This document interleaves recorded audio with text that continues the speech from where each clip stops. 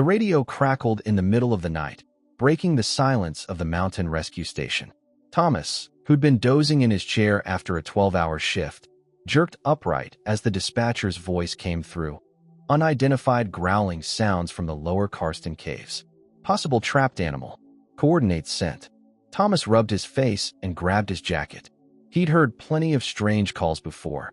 Goats stuck in cliffs, hikers trapped in crevices, but never something like this. Clara, Nick, gear up, he said. We've got a call from the speleologists. They think something's alive down there. Within an hour, the three of them were at the cave entrance. The dawn light barely reached the moss-covered rocks, and the air smelled damp and ancient.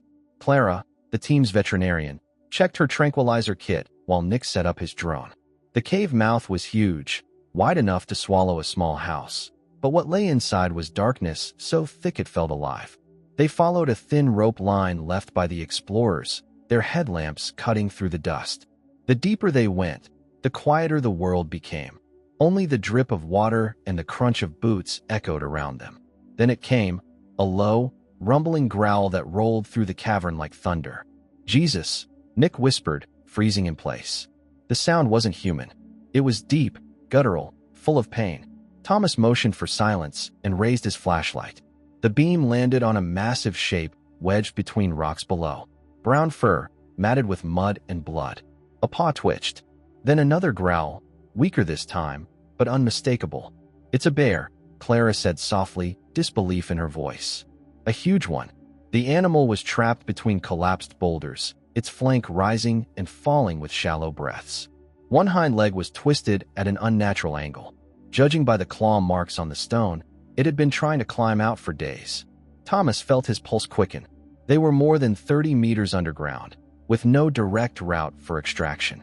One wrong move, and the bear could lash out, or bring the ceiling down. We can't leave it here, Clara said, kneeling to check the distance. But we can't get close without sedation. Nick hovered the drone closer, the red lights reflecting off the bear's eyes. The animal raised its head slightly and let out a sound that wasn't quite a roar, more like a plea. The vibration shook the walls. Thomas swallowed hard. We'll need a lift team, anchors, and pulleys. I'll radio for backup, but we start the assessment now. He turned to Clara. Prep your darts, just in case.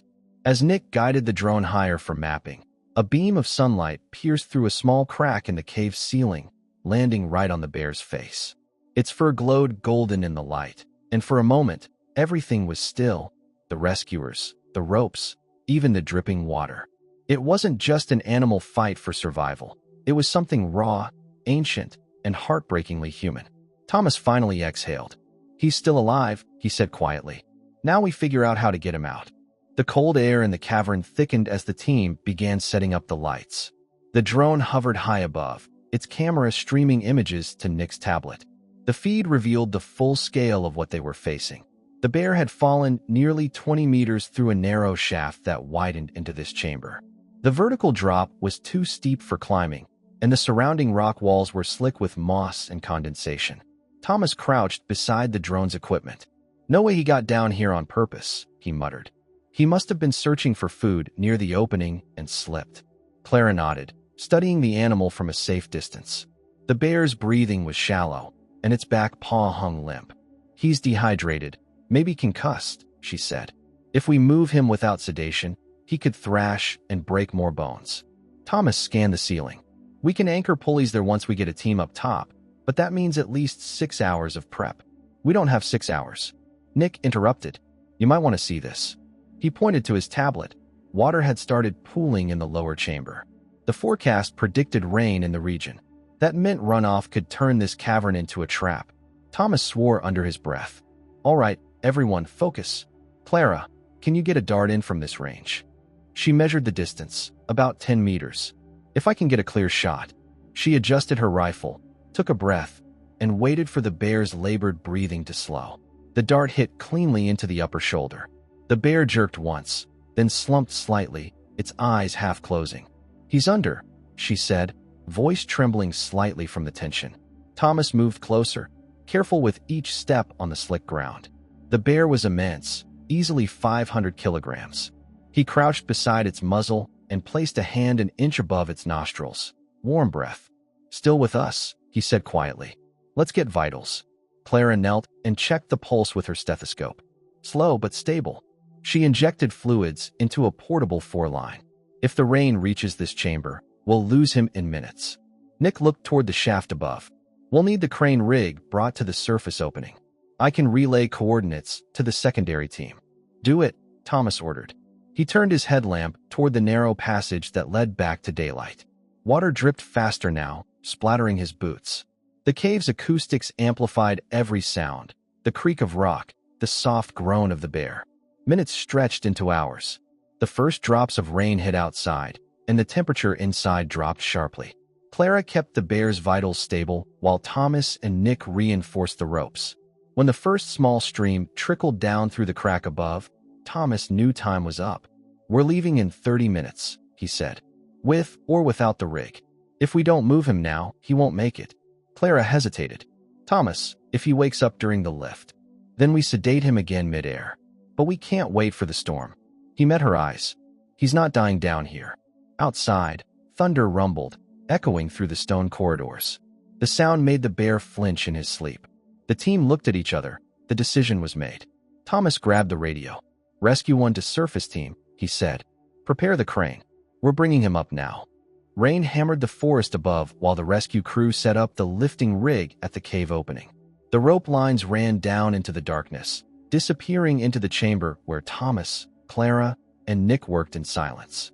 The hum of the portable generator echoed off the walls as they checked each anchor, carabiner, and pulley twice. "Surface team ready," came the call through the radio. Thomas wiped rainwater from his visor and answered, "Copy that. Start tension on line 1. Slow and steady." Below, Clara crouched beside the bear, who lay motionless under the thick straps they'd secured around his torso and hindquarters. The animal's breathing was shallow but rhythmic. The sedative was holding, but not for long. "His pulse is dropping slightly," she said. "We need to move." Thomas nodded. "Nick, guide the harness. Keep it balanced." The mechanical whine of the winch filled the chamber. The massive bear began to lift, his weight transferring onto the ropes. Every fiber creaked under the strain. Water trickled down the walls, dripping onto their helmets. Thomas kept one hand on the main line, feeling for tension shifts. "Easy," he said into the radio. "He's moving." Mud slid from the bear's fur as he rose a meter off the ground. The harness held, but the damp rope made Thomas uneasy. He could feel the vibration through his gloves, the kind that warned of fibers beginning to fray. "Surface, slow it down." "We're at the narrow pass," Nick said. The bear's back brushed against the rock wall. They all froze. One wrong angle, and the entire lift could jam. Thomas adjusted the guideline, pulling with all his strength to center the harness. The ropes groaned again, metal scraping against rock. Then came a sharp crack. Thomas's head snapped up. "Hold it," he shouted. One of the side pulleys had come loose from the anchor. The bear swung slightly, the motion sending loose stones tumbling. Nick lunged to stabilize the line, but slipped on the wet floor. For a terrifying second, he dangled over the drop. Thomas caught his harness and hauled him back. The sound of water roared in their ears now. The storm had intensified. Clara's voice cut through the chaos. "Thomas." The line splitting. He saw it, a small tear running through the main rope above the pulley, fibers stretching under the 500-kilogram load. There were seconds, maybe less, before it gave way. "We need backup tension," he yelled. "Get the secondary line on the rear strap." Nick scrambled to hook the spare rope into the carabiner. The bear swayed midair, suspended by one fraying lifeline. "It's not catching," Nick shouted. The connectors jammed. Thomas didn't think. He dropped his radio, grabbed his climbing axe, and slammed it into the side anchor to wedge the rope tighter. The metal bit into the rock, stopping the slide just as the main line snapped with a gunshot crack. The bear dropped half a meter and then froze, hanging by the backup line. For a moment, nobody breathed. Only the sound of rain pounding the cave mouth broke the silence. Thomas looked at the trembling line and exhaled, his arms shaking from the effort. "He's still up," he said hoarsely. "Secure that backup before it's too late." They worked in frantic unison, reinforcing every knot, adding straps, locking carabiners until the system held firm again. The bear dangled safely a few meters from the ground, swinging gently. Clara pressed a hand to her chest, eyes wide with shock. "We almost lost him," she whispered. Thomas looked up through the darkness toward the faint light from above. "Not yet," he said. "But we're not out of this cave until he's breathing mountain air again." The rain eased into a steady drizzle as dawn broke over the mountains. The ropes, soaked and heavy, glistened in the faint light filtering through the cave mouth. Thomas gave the signal to the surface team, his voice low but steady. "Resume the lift." Slow and synchronized, the system groaned as tension built again. The massive bear began to rise inch by inch, droplets falling from his matted fur. Clara and Nick stood beneath, guiding the ropes to prevent swaying. Every movement had to be deliberate. No one spoke. The only sounds were the hum of machinery and the rhythmic creak of the pulleys. When the bear finally cleared the narrow section of the cave, Thomas exhaled. "Keep going. Don't stop until he's outside." His voice trembled despite his control. The bear's body swung gently as it ascended toward the growing circle of daylight above. By the time the harness reached the surface, the storm clouds were breaking. The team outside steadied the load and laid the bear on a tarp beside the crane. His fur was slick with rain, and his chest barely moved. Thomas climbed out of the cave last, his boots sinking into the mud. Clara was already kneeling beside the bear, stethoscope pressed to his ribs. "He's fading," she said quietly. "I can barely get a pulse." She grabbed the portable oxygen mask and pressed it against the bear's muzzle. "Come on, big guy, breathe." Nick knelt beside her, holding the 4 bags steady as water dripped from his helmet. We didn't get this far to lose him now. For a moment, the forest was silent except for the soft patter of rain on leaves. Even the wind seemed to hold its breath. Clara kept counting seconds under her breath. 1, 2, 3, and then suddenly, a faint shudder passed through the bear's chest. His ribs expanded. Another breath, then another, deeper this time. Clara's shoulders dropped in relief. "He's breathing," she said. The entire team froze, then erupted in quiet cheers. Thomas closed his eyes and let out a long, shaky breath. "Good work, everyone." But the relief was short-lived. Clara looked up at Thomas. "We need to decide what's next. He can't stay here. Exposure, dehydration, infection.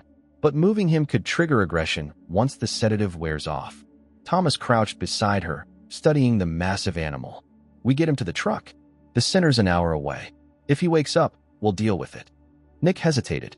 If he panics inside the carrier, someone could get hurt. Thomas glanced toward the tree line, where fog curled around the pines. "We've all seen worse. Let's not waste the chance we just fought for." They secured the bear on a reinforced stretcher and began the slow process of loading him into the transport crate. Each strap creaked under the weight. Clara monitored his breathing, whispering softly as if her voice could calm him. "Easy now. You're safe." The sky brightened as they reached the truck. Steam rose from the wet ground, and the forest was eerily quiet. When Thomas stepped back to take one last look, the bear stirred. His head lifted slightly, eyes still heavy from sedation. He let out a low, guttural sound. Not a growl, not anger, but something tired and uncertain. He looked directly at Thomas. For a heartbeat, everything stopped. The rain, the wind, even the chatter of the crew. Thomas met the animal's gaze and felt something unspoken pass between them.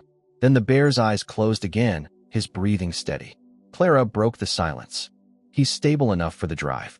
Thomas nodded. "Then let's get him home." 3 weeks later, the morning sun hung low over the valley, turning the mist gold as Thomas steered the rescue truck along the gravel road toward the wildlife reserve. The sound of tires crunching under wet stones echoed softly through the pines. Clara sat beside him, her eyes fixed on the forest ahead. Neither had spoken much during the drive. They didn't need to. When they reached the reserve gates, a ranger greeted them with a nod and a quiet smile. "You picked a good day," he said. "He's been on his feet for a while now. Eats like he's making up for lost time." Thomas felt something in his chest loosen. "He's walking, climbing, and growling if you get too close," the ranger said with a grin. "He's still got fire in him." They parked near the enclosure. The air smelled of wet grass and pine resin.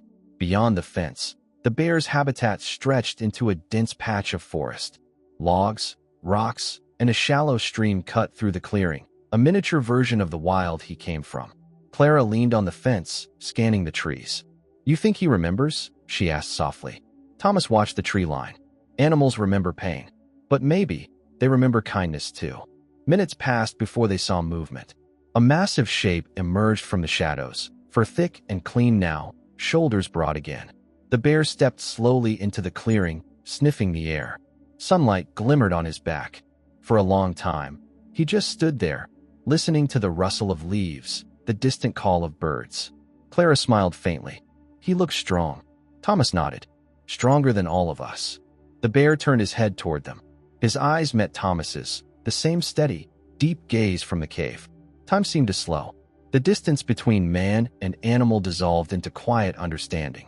Thomas didn't move, didn't speak. He simply stood there, letting the silence fill the space. The bear took one step closer, then another, until he reached the fence line. He lowered his head slightly, breathing heavily through his nose. The sound was deep but calm, like a sigh. Thomas felt the same surge of awe and humility he'd felt underground, that fragile boundary between fear and reverence. Clara whispered, "He knows you." Maybe he did, or maybe it didn't matter. The bear lifted his head, gave a low, rumbling sound, and turned toward the forest. His massive frame disappeared slowly into the trees, the sunlight flashing between the branches as he moved farther away. No one spoke.